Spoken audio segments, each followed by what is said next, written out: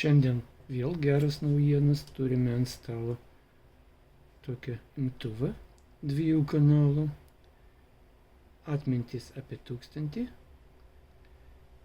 Ir dabar parodysim, kaip reikia pririšti. Dabar žiūrim, nieks nevyksta, nes jis nepririštas.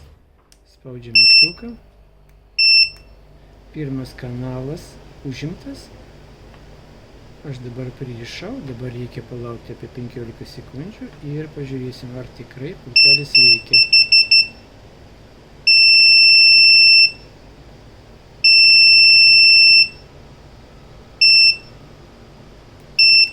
Pultelis tikrai veikia. Dabar pririšim antrą kanalą.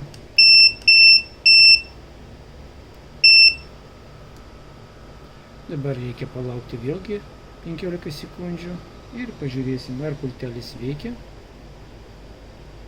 Arba, taip tiksliau, arba antras kanalas veikia.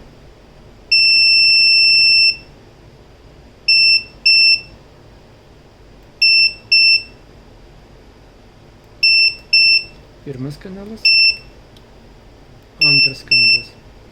O dabar reikia ištrinti.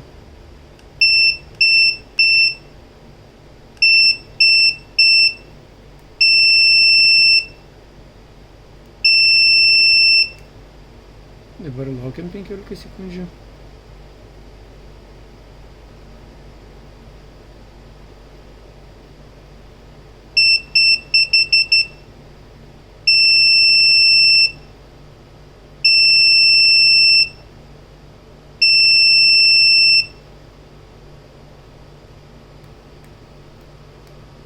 Viskas. Pultelis jau neveikia, nes atmintis ištrinta.